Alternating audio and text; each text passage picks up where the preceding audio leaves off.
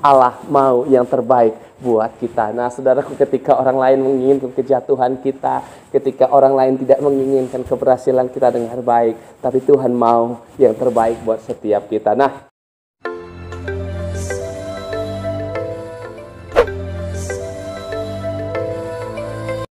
Shalom saudaraku, wah kembali saya senang sekali bertemu dengan kita hari ini. Saya berdoa saudaraku, dimanapun saudara berada, apapun yang sedang saudara lakukan hari-hari ini, kiranya Tuhan selalu memberkati, saudara selalu ada dalam pimpinan dan penyertaan Tuhan. Nah saudaraku, hari ini kembali saya mengajak kita merenungkan sebagai dasar firman untuk kita selalu pegang dalam setiap kehidupan kita. Hari ini saya mengajak kita, mari kita belajar dari satu judul, yaitu bahwa Allah mau yang terbaik buat kita. Nah saudaraku, ketika orang lain menginginkan kejatuhan kita, ketika orang lain tidak menginginkan keberhasilan kita dengan baik, tapi Tuhan mau yang terbaik buat setiap kita. Nah saudaraku, hari ini saya mengajak kita belajar dari doa Daud. Mari kita buka di dalam Mazmur 139 ayat yang pertama hingga ayat yang ketiga. Mazmur 139 ayat pertama hingga ayat ketiga. Firman Tuhan berkata begini, untuk pemimpin biduan Mazmur Daud. Tuhan, engkau menyelidiki dan mengenal aku, kata Daud. Engkau mengetahui kalau aku duduk atau berdiri. Engkau mengerti pikiranku dari jauh.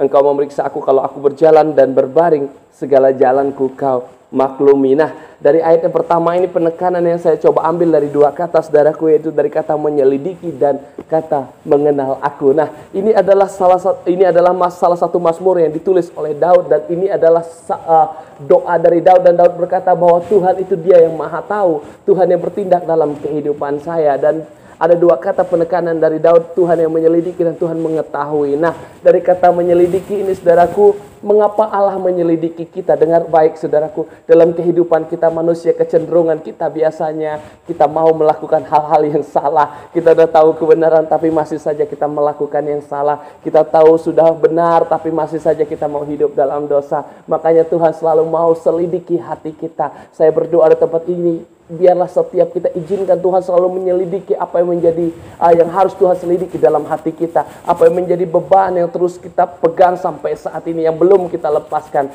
Karena saudaraku, saya mau bilang begini, dosa itu adalah penghambat terbesar untuk kita bisa melangkah sesuai dengan kehendak Tuhan. Itu adalah penghambat terbesar kita untuk kita cepat merasakan berkat-berkat Tuhan yang dahsyat dan luar biasa itu. Kita belajar dari kisah bangsa Israel ketika mereka ada di padang gurun. Mengapa mereka begitu lama? Itu karena mereka mengeraskan hati mereka. Saya berdoa di tempat ini, biarlah kita ketika Tuhan menyelidiki hati kita, izinkan Tuhan bekerja dalam hati kita. Apapun rencana Tuhan, apapun rencana kita, apapun kehendak kita, biarlah itu sesuai dengan kehendak dan rencana Tuhan. Saya berdoa di tempat ini, biarlah kita saudaraku, izinkan Tuhan menyelidiki setiap kehidupan kita. Apa yang masih salah saat ini, apa yang menjadi dosa yang belum kita lepaskan saat ini, biarlah dengan ketika Tuhan selidiki hati kita lepaskan semua itu, kita hidup dalam rencana dan kehendak Tuhan. Lalu yang kedua dari kata mengetahui. Saudaraku, ini penting sekali buat kita. Ketika Tuhan mengetahui, artinya apa dalam hidup ini sebagai anak Tuhan? Tentu